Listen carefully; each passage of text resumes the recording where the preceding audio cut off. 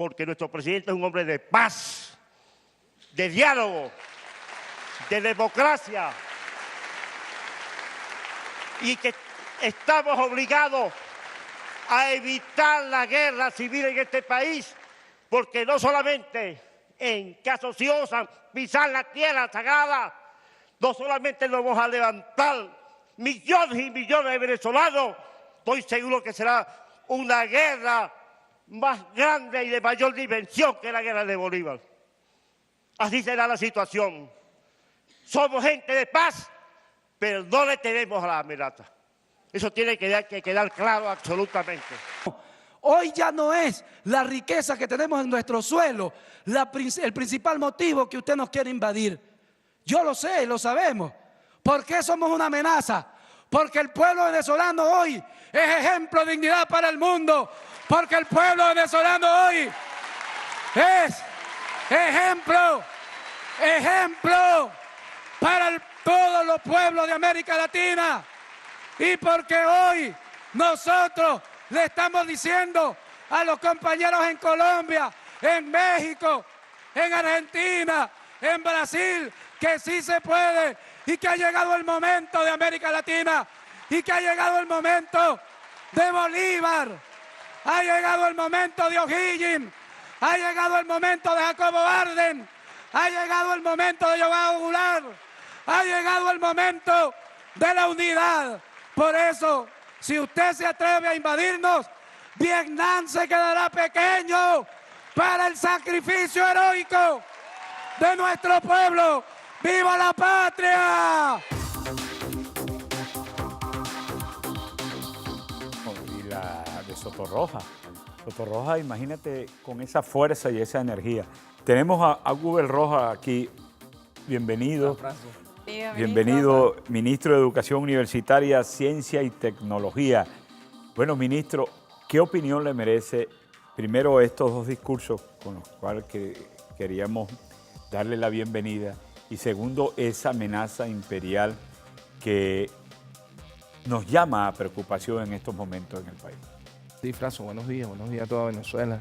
Hoy una vez más ratificamos, y creo que la visión estadista del presidente Nicolás Maduro queda de manifiesto, ¿no?, en cada una de estas intervenciones. Y digo esto porque esa Asamblea Nacional Constituyente está expresada, es expresión de las entrañas del pueblo venezolano. Y la expresión de las entrañas del pueblo venezolano no puede ser otra que un pueblo antiimperialista, un pueblo que defiende su suelo patrio con mucha fortaleza y que en especial está dispuesto a hacer lo que sea por defender su patria. Creo que desde esa fortaleza que nos muestra un hombre, un símbolo de la revolución como lo es Sotorroja, hasta la intervención de estos sectores que históricamente fueron excluidos y que en la revolución bolivariana han ido incluyéndose, da una intervención magistral el joven constituyente con la discapacidad visual. Emilio Colina, quien dejaba de manifiesto no solo la formación política, sino la claridad y a lo que están dispuestos, lo que estamos dispuestos todos los venezolanos y venezolanas que sentimos a Venezuela en el corazón. Y creo que hoy como nunca, ¿no?, los venezolanos y venezolanas debemos asimilar y entender frente a qué nos estamos enfrentando y qué debemos hacer todos los venezolanos. Justo sobre eso, para ver a qué nos estamos enfrentando y ver la claridad en el discurso, porque ya no es a medias tintas, lo han dicho abiertamente, que primero que nos quieren torcer el brazo, y en declaraciones del vicepresidente de Estados Unidos, Mike Pence, desde Colombia, aquí cerquitica, pues decía que el objetivo es aplicar sanciones y aislar a Venezuela. Tenemos un tuit, una cadena de tuit de Alberto Rodríguez, que es periodista venezolano en Estados Unidos, y entre otras cosas, dice, no sé si el equipo de producción lo tiene por ahí a la mano, pero mientras lo ubicamos, dice entre otras cosas, nuestro objetivo es aislar a Venezuela. Además de esto, tenemos una cadena de tweets y de pronunciamientos a nivel internacional, desde el Mercosur hasta el presidente Evo Morales. Tenemos acá los tweets. El segundo, vicepresidente Mike Pence, en los últimos 30 años hemos visto progreso en América Latina y el mundo vio que Venezuela va en un camino contrario. Ahí dice, nuestro objetivo es aislar política y económicamente a Venezuela. Es decir, no es solamente retórica, no es un discurso por parte del chavismo, es una realidad inminente. Con eso tumbaron Allende. ¿Te acuerdas? Vamos a hacer chillar la economía. Y creo que aquí nuevamente ellos no esconden eso. Y los productos que ellos tienen para presentar en el mundo, el caso de Siria, Libia, Irak, todo esto ha sido destrucción masiva y atrasar a los pueblos mucho más. Sí, fíjate, cuando tú ves este tipo de declaraciones de guerra, porque es que ya Estados Unidos ya está pasando a su otra fase, ¿no? Recordemos que nosotros tenemos todos los años la Revolución Bolivariana, 18 años, nosotros hemos estado sometidos a una guerra no convencional, una guerra de cuarta generación, pero que ya al ver el fracaso, porque hay que decirlo, fíjate, algunos sesudos de los análisis políticos y económicos en el país decían que era imposible que nosotros, que el chavismo pudiera sostenerse con un petróleo a 20, que era imposible que con todo este acoso y la forma como nos pensaban ellos que habían acorralado al pueblo, sostenerse después de la muerte de Chávez. Acorralado al Sí, pueblo una venezolano, serie de milagros. y que era imposible que la izquierda en América Latina y en especial en Venezuela pudiera sostenerse después de la muerte del comandante Hugo Chávez. Lo que no entendieron ellos es que el presidente Hugo Chávez no solamente formó a sus hijos, sino que sembró en el país una conciencia que hoy nos mantiene acá.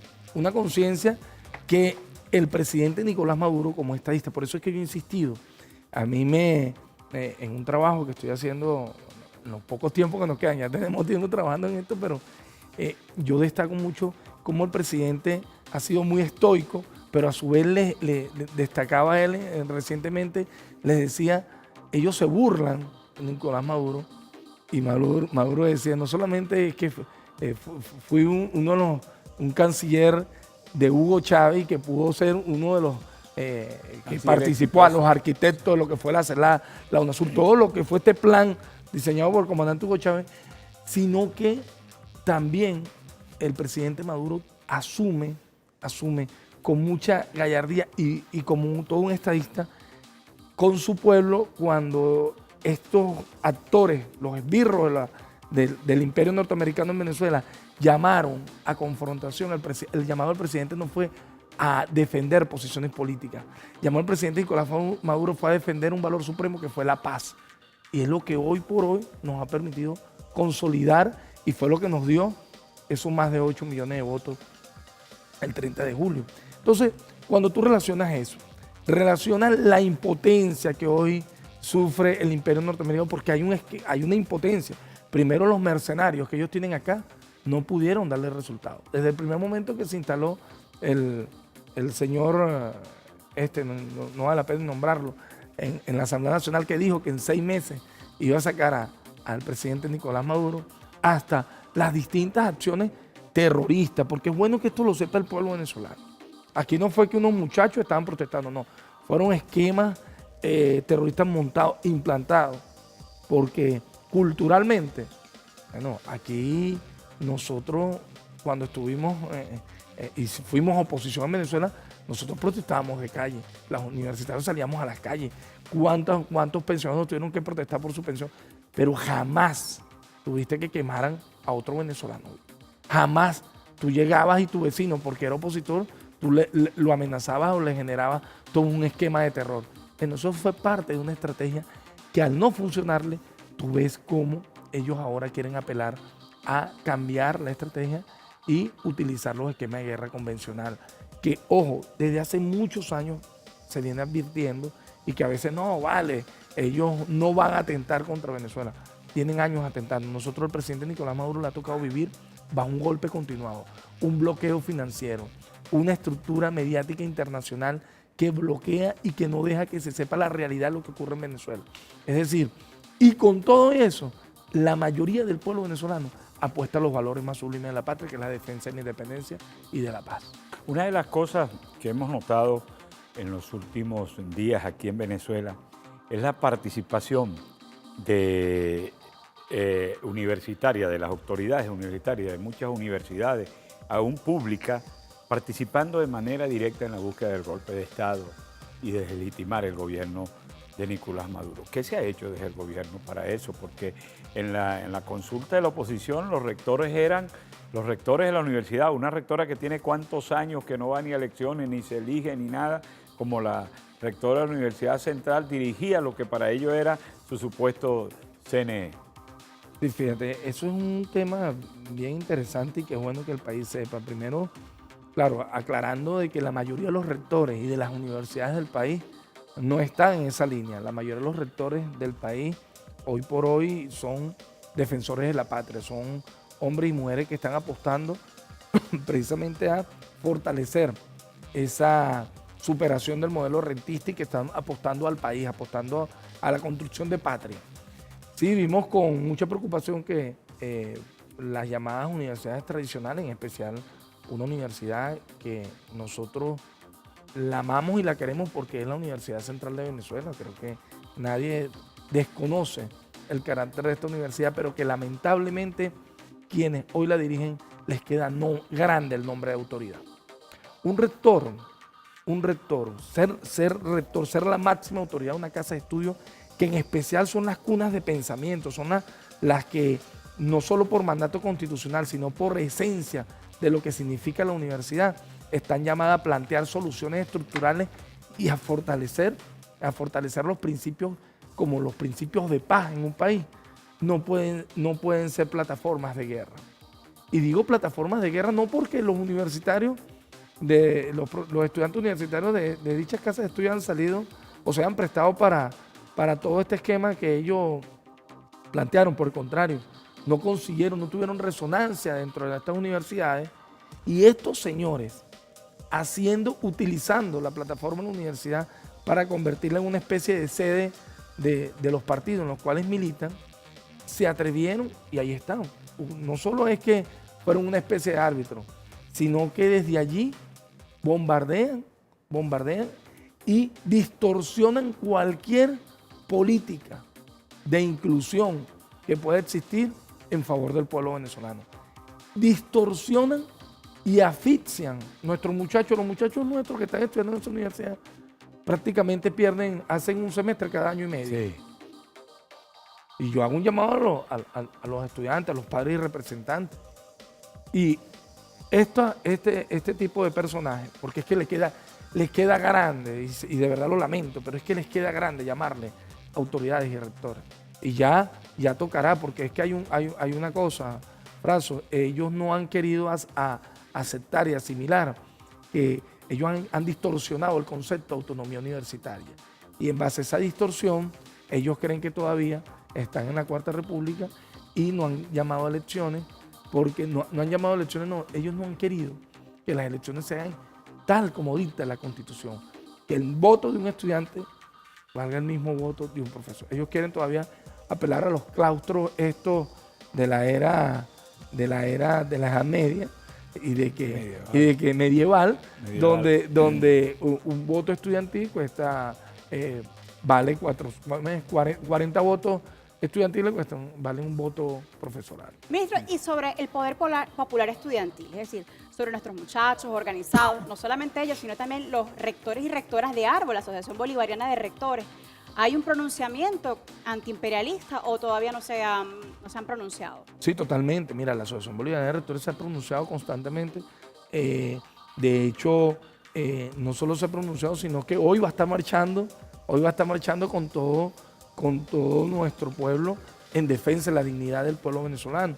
Pero es que, aparte de ello, nosotros, con nuestros jóvenes, nosotros tenemos mucha esperanza que los jóvenes que hoy representan y son voz de los estudiantes del país en la Asamblea Nacional Constituyente están trabajando con mucha fortaleza en cómo vamos a asumir esas universidades, porque lo decía Francia, se ha querido constituir dentro de estas 5 universidades, las más universidades tradicionales como la ULA, la UCB, la UDO, la UC y la Universidad del Zulia, una especie de un Estado dentro del Estado.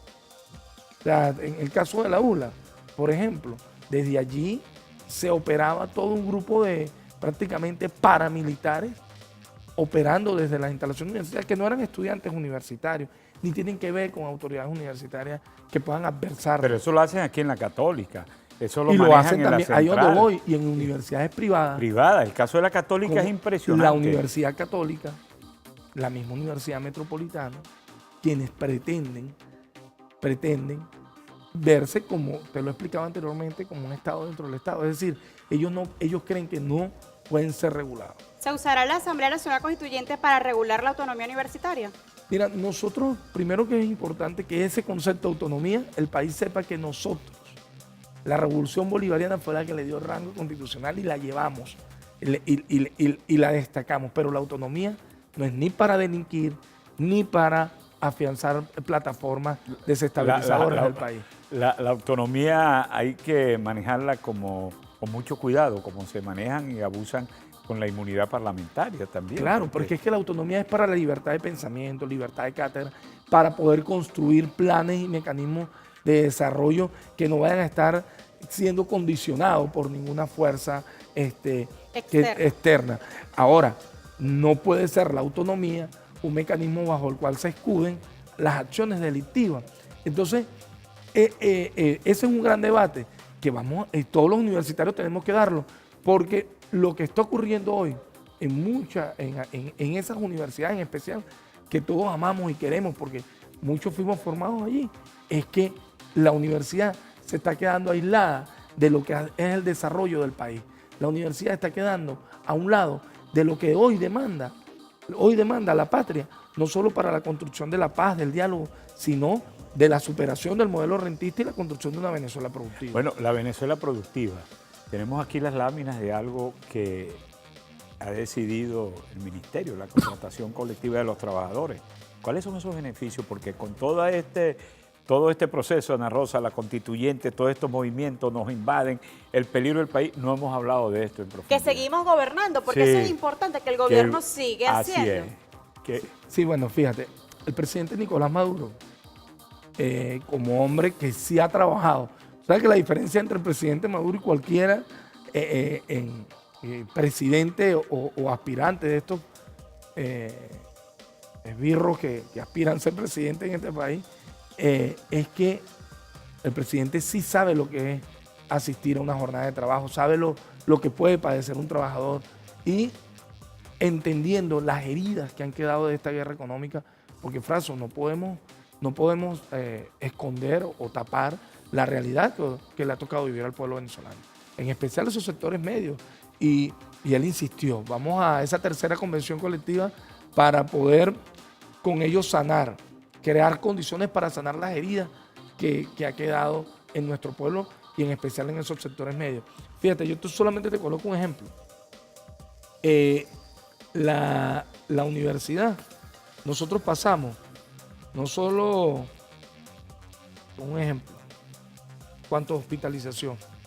Nosotros pasamos de 400.000 bolívares a 2 millones de bolívares, concepto de cirugía y hospitalización, pero no solamente es ese concepto, sino la posibilidad de tener una plataforma que se conoce como CIMEO, que permite atender a los profesores, empleados y obreros, asistirlos con medicamentos de vida, que llamamos así, son los medicamentos constantes cardiovasculares, medicamentos que se utilizan como los que utilizan las personas que sufren de azúcar en la sangre, enfermedades crónicas. ¿Esto por qué?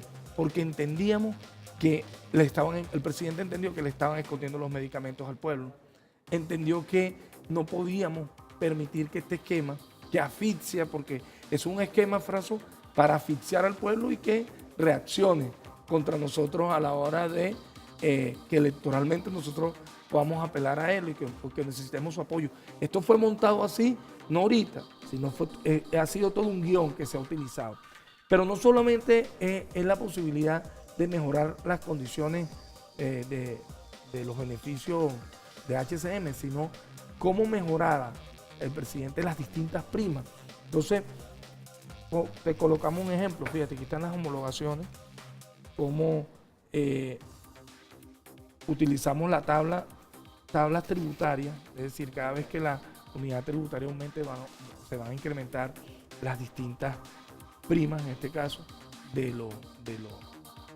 de los profesores, obreros y empleados. Y esto con miras a, a evitar, a fortalecer y evitar que cualquier esquema que atente de guerra económica, que atente contra Mira lo que parece ahí, prima hijos con discapacidad, sí. La inclusión.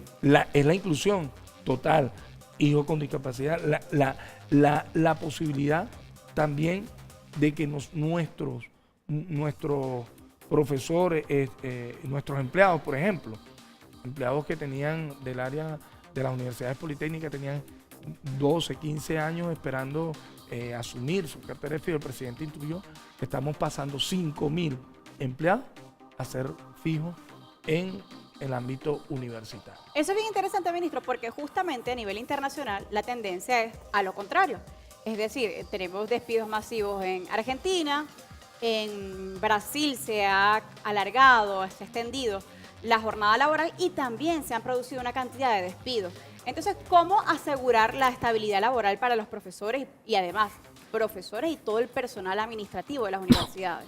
Fíjate lo importante, ¿no? Qué buena tu pregunta. En el mundo, lo que demanda la receta neoliberal, que es la que tratan de imponernos en todo el mundo, es que después del crack del 2008, el crack financiero que vive el mundo, lo que dicta la receta es que en aspectos como la educación, que para ellos es gasto, para nosotros es inversión, eso debería recortarse. No debería, por el contrario, deberíamos estar despidiendo profesores y eliminando carreras universitarias y programas de formación. En Venezuela... Y aumentando la edad de la jubilación. Y aumentando la edad de la jubilación. Que es lo que hacen por lo general. En Venezuela, por el contrario, no solo es que hemos podido incrementar la cantidad de jóvenes ingresando a la universidad, sino que nuestros profesores, hoy, con esta tercera contratación colectiva, le brindamos mayor estabilidad y sobre todo compromiso de lado y lado. Porque el Ejecutivo Nacional ha dicho, esto no es que somos, esto no es que un gobierno y un pueblo por el otro lado, no, es un pueblo autogobernándose. Es decir, profesores universitarios, hoy la instrucción es, y fíjate, por eso colocaba la cláusula número 2, una de las instrucciones más precisas que nos ha dado el presidente Nicolás Maduro ha sido la necesidad de superar el modelo rentista. Y la vinculación de la universidad, de sus trabajadores, empleados y obreros, sumado a los estudiantes, para potenciar y fortalecer el esquema de emisiones, para superar el modelo rentista. Ahí tenemos la cláusula número 2. Vamos a enfocarla para leerla. Dice, vincular las universidades, aquí no puedo leerlo todo. Al nuevo modelo de economía productiva, misiones y motores productivos. Se asume el compromiso de generar conocimiento para desarrollar soluciones vinculadas al territorio. Sí, efectivamente. Entonces, cuando tú ves esto, tú dices, bueno, hay un país que a veces trata de negarse y hay un país y hay un presidente, el presidente Nicolás y todo su equipo, buscando que este esquema que se montó no dañe el avance que constantemente tenemos. El gobierno, a pesar de todo este esquema de guerra, no hemos dejado de gobernar y no hemos dejado de avanzar en la inclusión social. Ministro, muchos han criticado y nos ha pasado bastante, que muchos estudiantes que se forman en Venezuela, que reciben estudios de pregrado, incluso de posgrado, una vez terminados, ya nos vamos y no se vinculan con el desarrollo del país. ¿Cómo frenar ese tipo de gente que se va y que no le responde a los intereses de la patria? Mira, hay dos cosas acá, ¿no? Nosotros no negamos que hay heridas en la sociedad venezolana. Creo que no solo basta, y así nos lo ha dicho el presidente, basta el hecho de haber incluido y que se pudiera estar formando el pueblo venezolano, sino que hoy, cuando sufrimos estos ataques, es necesario que también la creatividad y la posibilidad de nosotros incluir estos jóvenes egresados, porque hay que decirlo, ¿cuánto cuesta formar un médico en el mundo? Se hacen accesible para un muchacho de un sector popular, y lo hemos dicho, era imposible formarse como médico en otra parte que no sea Venezuela. Muchos han optado por apostar a emigrar sin ver o muchas veces creyendo que las cosas van a ser muy fáciles allá. Y resulta que no es tan sencillo. Nosotros, fíjate, el presidente acaba de lanzar un plan, el plan de chamba juvenil, no solo para jóvenes que estuviesen, que no tengan una profesión, no, es para todos aquellos jóvenes, inclusive profesionales, a los efectos de captar y brindar oportunidades en las distintas instancias. Llámense médico, enfermero, ingeniero, y llevarlo. Ahorita, ¿cuál es nuestra gran tarea desde el Ministerio de Educación Universitaria? Que nuestros muchachos se visualicen en el marco de este nuevo esquema de economía productiva que estamos planteando, que en base a los 15 motores productivos, y desde allí fortalecer y consolidar no solo la formación del estudiante, sino que cuando ese estudiante vaya a egresar ya tenga una ventana y un espacio donde se va a ubicar. Es más, estamos tratando de avanzar más allá en el área productiva en especial, que ya nuestros muchachos en el séptimo, octavo semestre ya puedan comenzar a realizar oficios e involucrarse. ¿Por qué no? Porque esto está atado de todo lo que es la distribución y el nuevo esquema de generación de riqueza. No es solamente ir a trabajarle a una empresa, es porque no que nuestros muchachos puedan organizarse y ser ellos quienes se empoderen de esa riqueza. Bueno, Uber, nos vamos a ver en la marcha. Nos corresponde ir hasta Miraflores hoy a marchar en contra del imperialismo y agradecerte haber estado en este encendido y habernos acompañado esta mañana. Y les recordamos, hoy a marchar contra el imperialismo, a luchar por la paz, por la democracia en este país que está en constituyente. Estamos en constituyente y estamos encendidos. Venezuela nos tiene y estará así para nosotros. Muchísimas gracias por estar con nosotros. Nos vemos mañana.